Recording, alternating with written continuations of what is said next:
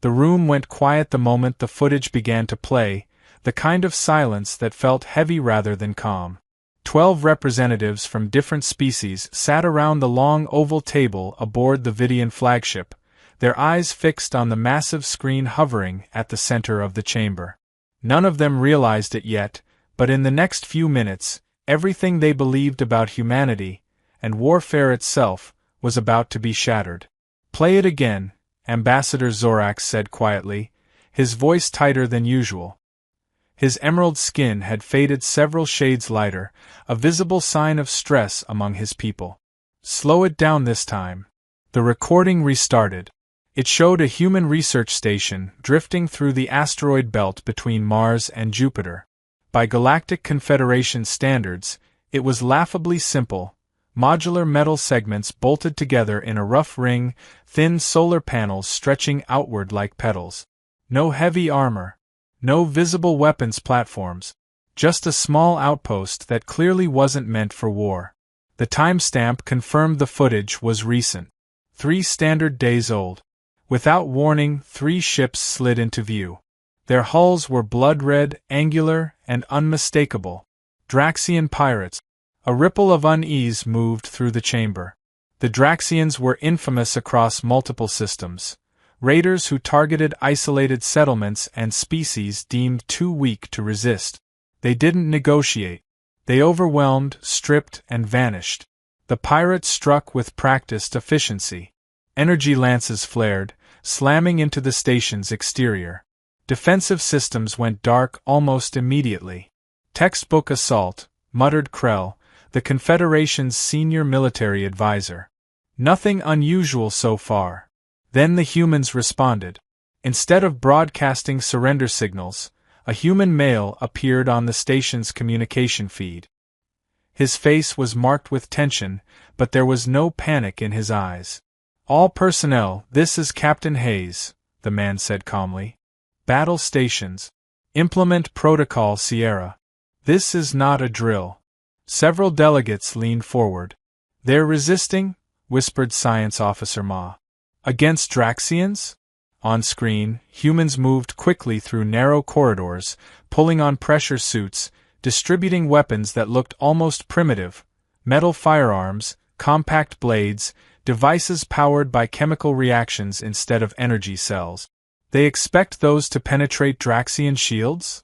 Ma scoffed. "That's impossible." The first boarding team cut through an airlock.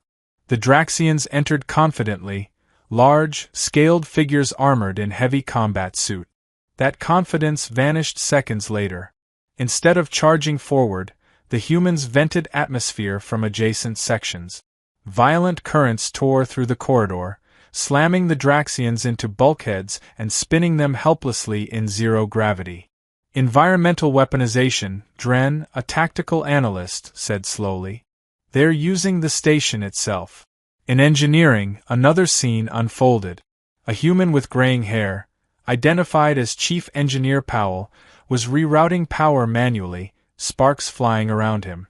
"If we overload the EMP nodes and fire them together, we might knock out their systems," he told his team. "That'll fry our own equipment," someone protested. Powell didn't hesitate. "Better broken than boarded." Zorax raised one of his long fingers. "Pause the recording." The image froze. "Observe this," he said to the council. "They willingly destroy their own infrastructure for tactical advantage. No Confederation doctrine allows such losses." The footage resumed. Outside the station, a tiny maintenance craft drifted into view. It was unarmed, slow, and clearly not designed for combat. A human female piloted it with astonishing precision, hugging the blind spot of one pirate ship. "What is she doing?" someone asked. The answer came moments later as the craft released a cloud of metallic debris. The particles clung to the Draxian ship's sensor array, completely blinding it. "Improvised countermeasures," Ma murmured. "With maintenance materials." Elsewhere, a human scientist hurriedly transferred data into portable drives. "If they capture us, they get the wrong information," he instructed his team.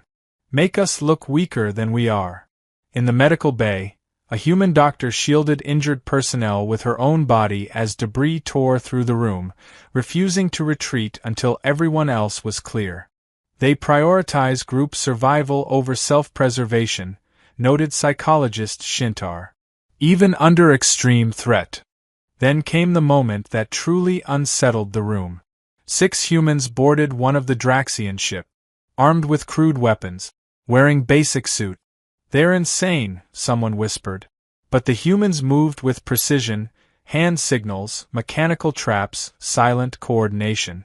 When their leader was struck by an energy blast that burned his arm nearly to the bone, he applied a patch and kept advancing. They reached the bridge. Instead of executing the Draxian captain, the human leader offered terms. "Withdraw," he said evenly. "Or none of you leave alive." The pirate captain agreed. The recording ended. No one spoke. Finally, Zorax exhaled slowly. "We classified humans as Category 3, primitive, exploitable." Krell nodded grimly. "That was a mistake.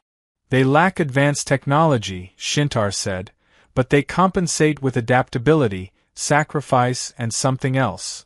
"What?" asked a junior delegate. "They act despite fear," Shintar replied. "Not without it."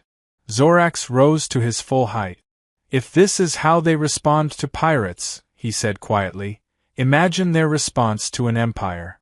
The room remained silent as the implications settled in. "Contact Earth's leadership," Zorax finally ordered. Immediately.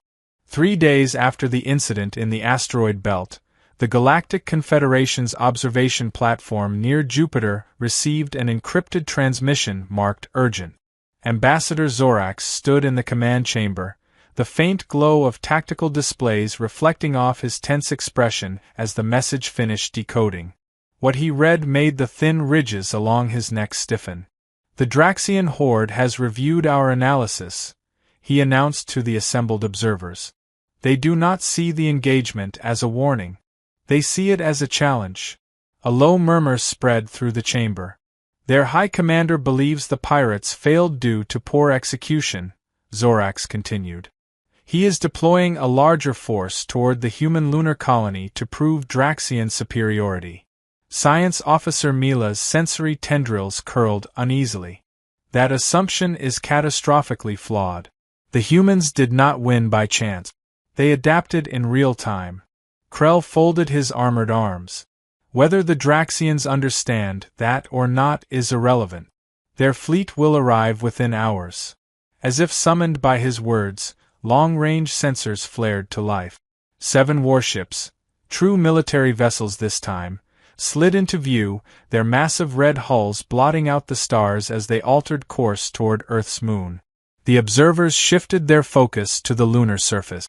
Within the primary habitat dome, alarms echoed through corridors carved into regolith and steel. Colonel Alan Foster, commander of the Lunar Defense Force, stood in the operations center already issuing orders, his voice steady.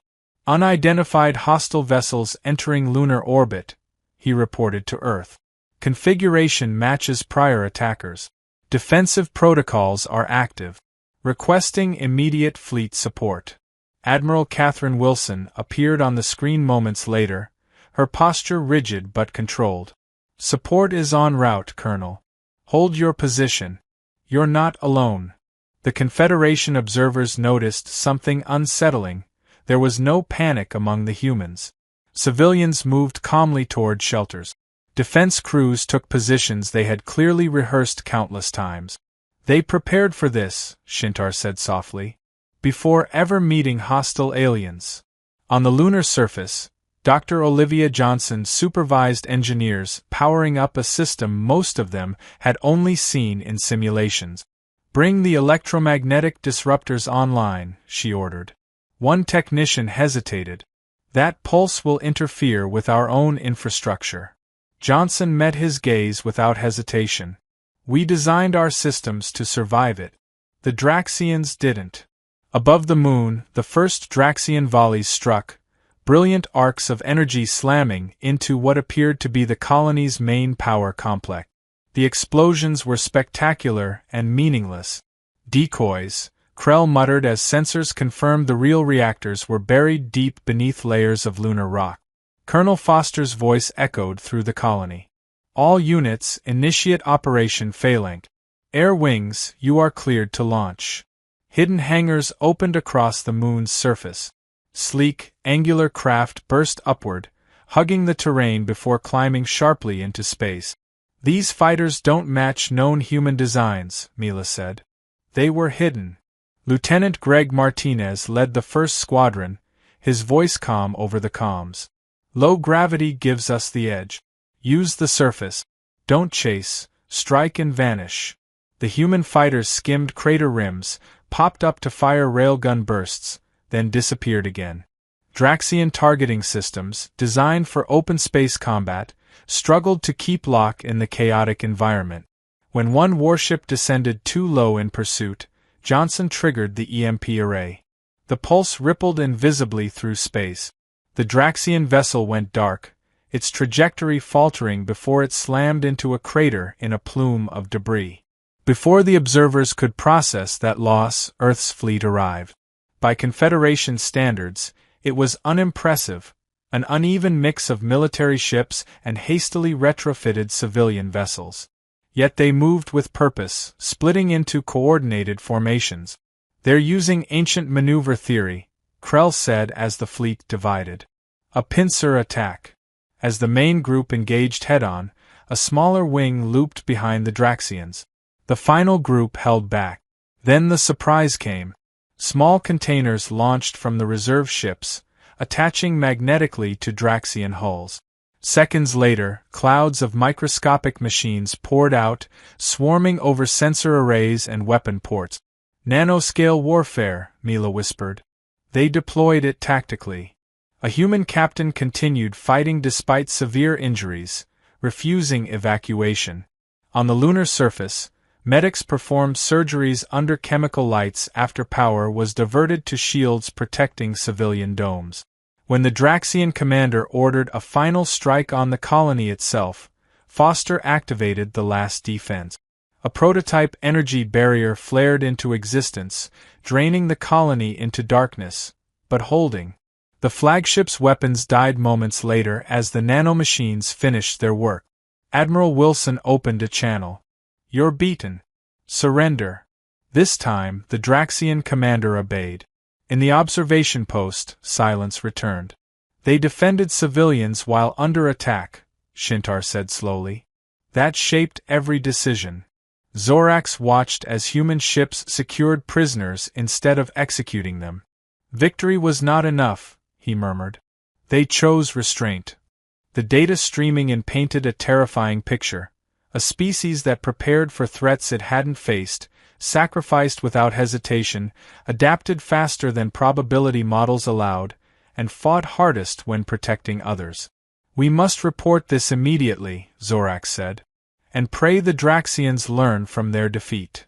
Far from the moon, however, Draxian war councils were already planning something far worse. The emergency session of the Galactic Confederation convened less than one rotation after the lunar battle. Representatives from all 12 member species gathered on the Council world, their expressions ranging from disturbed to openly fearful.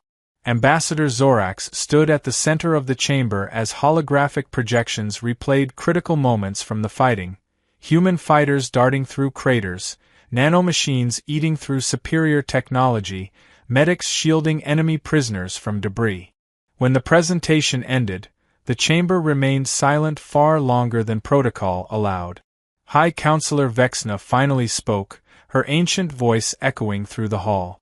In 300 cycles, I have never witnessed a species behave this way in war. They should have lost, Defense Minister Kroll said bluntly. Twice. Their technology lags decades behind Draxian standards. Zorax inclined his head. And yet they prevailed. They repurpose ancient strategies, added tactical analyst Pell, bringing up diagrams of human maneuvers. Naval formations from their oceans. Ground combat doctrines adapted for vacuum. They do not abandon old ideas when they advance. They layer them. That makes them unpredictable, Vexna said quietly. Zorax did not respond immediately. His attention was fixed on a single frame of footage. Human medics treating wounded Draxians. They do not fight for conquest, he said at last. They fight for each other. While the council debated, the Draxian horde was reaching a very different conclusion. Aboard a massive flagship deep in contested space, High Commander Krex addressed his war council. His scales darkened with rage. "We have been humiliated by a species barely out of its cradle," he snarled. "No more testing. No more restraint. We will erase their home world." The order went out within minutes. A full invasion force, 23 warships, supported by carrier platforms, altered course toward Earth. On Earth, humanity already knew. Hidden far beyond Pluto's orbit, a network of stealth satellites detected the shift. Admiral Catherine Wilson stood before the United Defense Council as projections of the approaching fleet filled the room.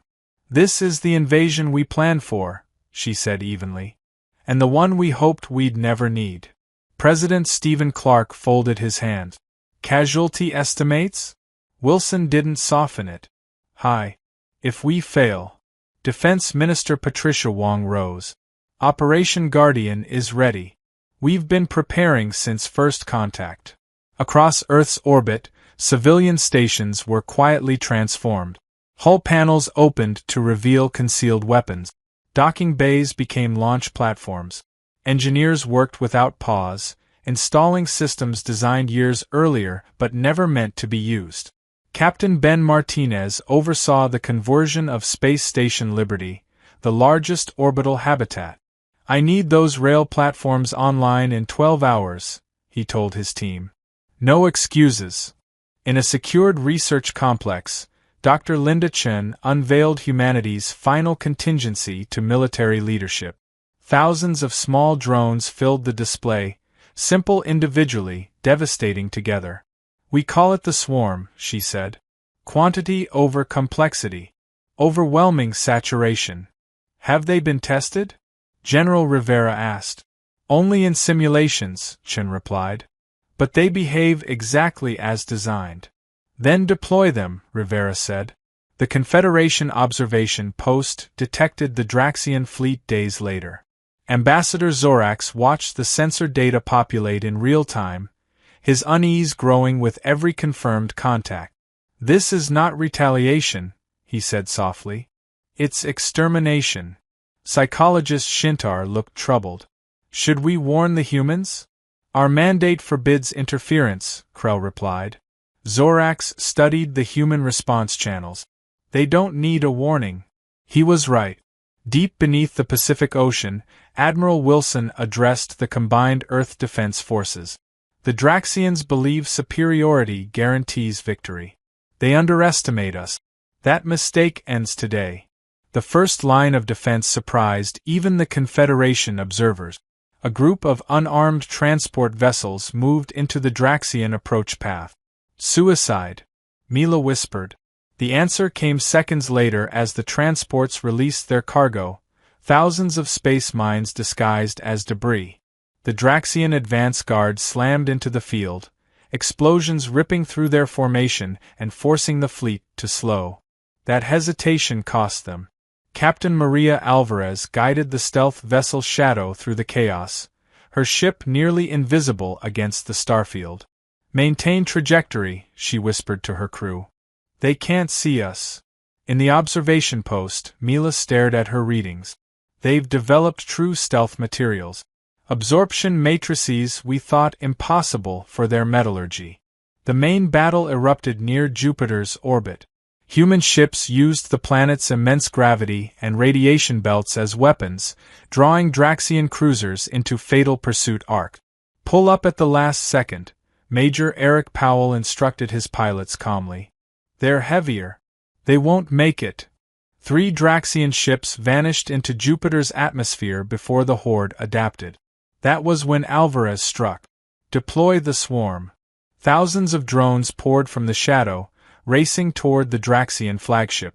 Point defense systems lit up, but there were too many targets.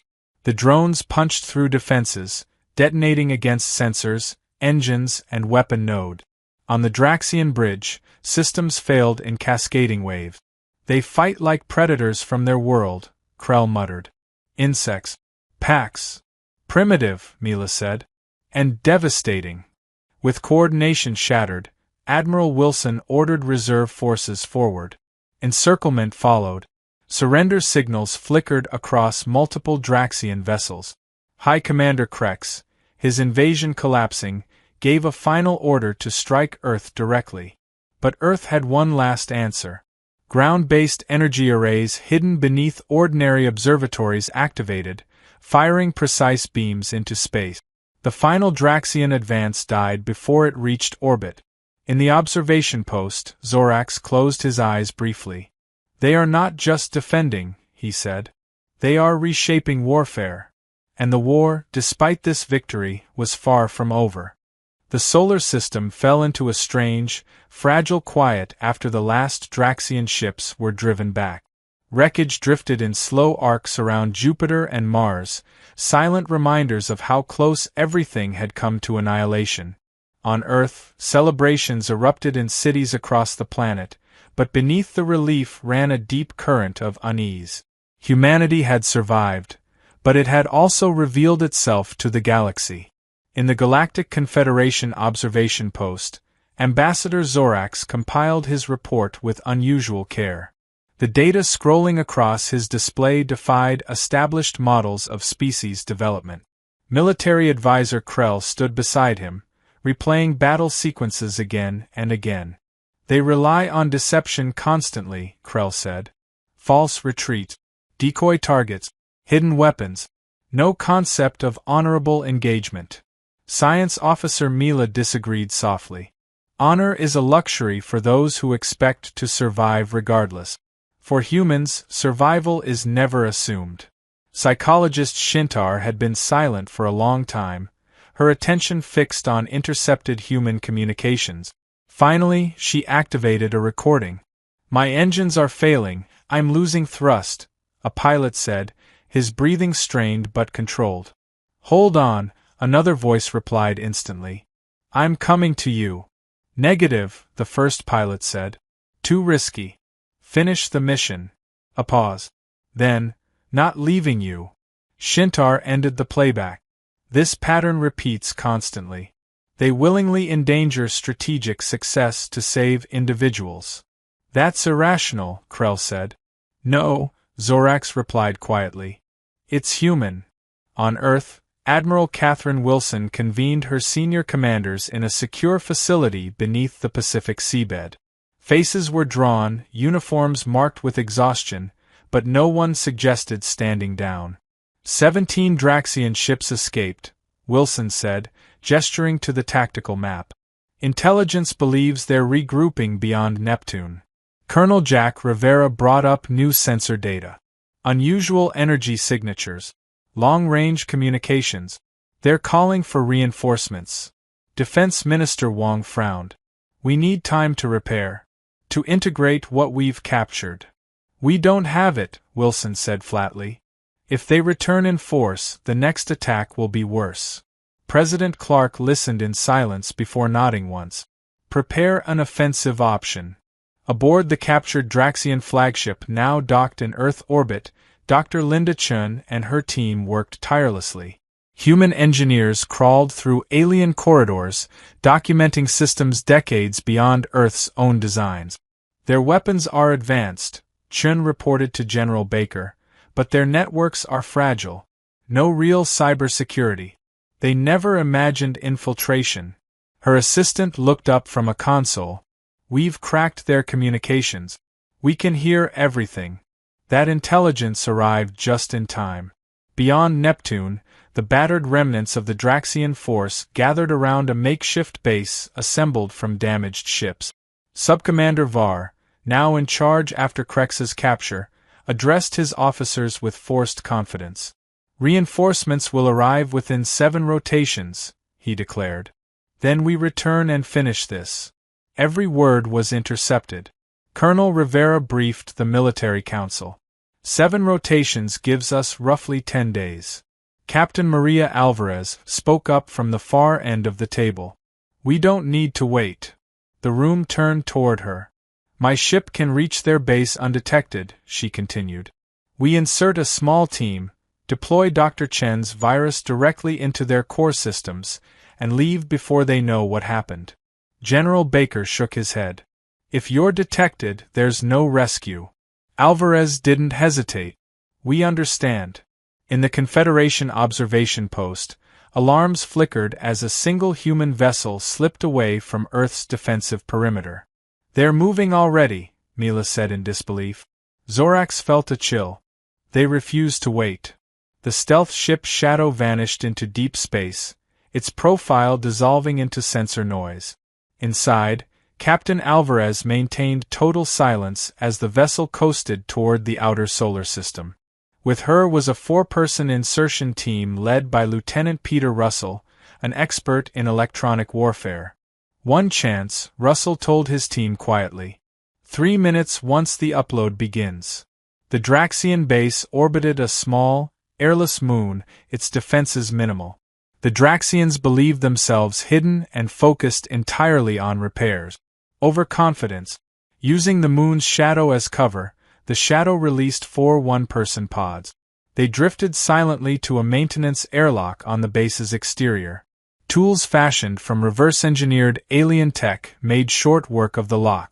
Inside, the team moved like ghosts, slipping past patrols and into a central network hub.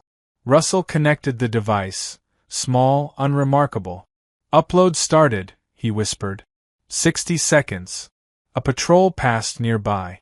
The humans froze, pressed into darkness. It moved on. 90 seconds.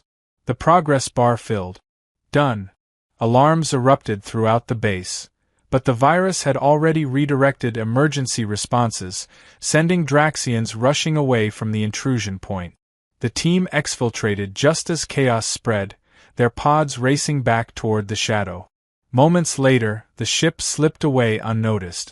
In the observation post, silence returned once more. They sent 4 individuals on a mission with near-zero survival probability, Krell said slowly. And they volunteered, Zorax added. The virus spread fast. It disabled base systems, scrambled communications, and, most critically, fed false navigation data to incoming Draxian reinforcements. Admiral Wilson watched as the enemy fleet fractured, scattering across the solar system exactly as planned. It's working, she said. They're walking into traps. Earth ships, many repaired with alien components and improvised upgrades, moved to intercept. Captain Ben Martinez addressed his crew aboard a hybrid vessel. This ship may be a patchwork, he said, but so is every human breakthrough. We adapt. The first Draxian battle group arrived at false coordinates, and found Earth's main fleet waiting. The war was about to enter its final, most dangerous phase. The first Draxian battle group emerged from hyperspace expecting to rendezvous with allies. Instead, they found the full weight of Earth's defense fleet waiting in silence. No warnings were issued. No speeches broadcast. Human ships opened fire immediately. The attacks were precise, almost surgical. Weapons targeted structural junctions and shield overlap points, weaknesses the Draxians believed were unknown outside their own military academies. Confusion spread through the alien formation as ships attempted to regroup, only to find their navigation systems lagging or misreporting positions. They're exploiting our own technology against us, a Draxian officer shouted across a fractured command channel. On the human flagship, Admiral Catherine Wilson watched the engagement unfold with grim focus. All units, she ordered, press the advantage. Don't let them recover coordination. The Draxian ships tried to retreat, but the virus Lieutenant Russell's team had deployed continued to interfere. 2 cruisers collided in their haste. Another drifted helplessly, engines dead, before being disabled by concentrated fire. In the Confederation observation post, Ambassador Zorax stared at the unfolding battle in disbelief. They're not simply destroying them, he said slowly. They're hurting them. Tactical analyst Pell confirmed it moments later. All surviving Draxian ships are being pushed toward a single convergence zone, Mars orbit. The reason became clear when 6 massive human stations activated in that region, arranged in a precise geometric pattern. Energy beams connected them, forming a vast containment field. Dr. Peter Grant, watching from Earth orbit, explained quietly to President Clark, "It's an inversion of SHIELD technology. Instead of keeping threats out, it keeps them in." The trapped Draxian fleet fired desperately at the barrier. Their weapons did nothing. Realizing the situation was hopeless, the Draxian commander opened a channel to Earth. His scaled face filled the screen, rage and disbelief warring in his expression. "This is impossible," he snarled. "You are primitive.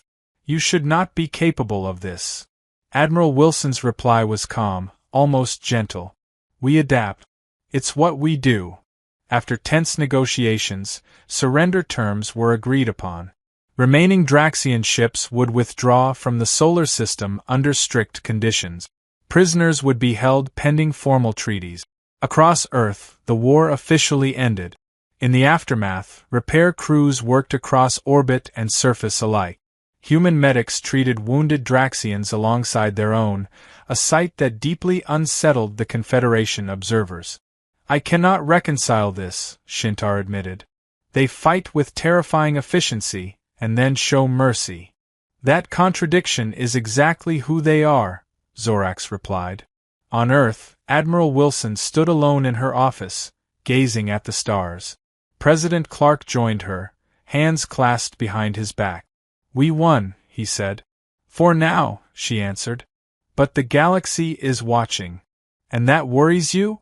She shook her head slowly. "It gives me hope. We didn't hide. We didn't break. We showed them who we are." Far away, Ambassador Zorax finalized his report to the Galactic Confederation Council. His recommendation was brief, direct, and unprecedented. "Humans must not be approached as a developing species to be guided or controlled," he wrote. "They are survivors, innovators, defenders of one another to a degree unseen in galactic history. If confronted, they will adapt faster than any opponent. If allied, they will stand until the last." His final line carried unusual weight. "Better to welcome humanity as partners among the stars than to face them as enemies." As Earth returned to uneasy peace, one truth echoed across every watching civilization.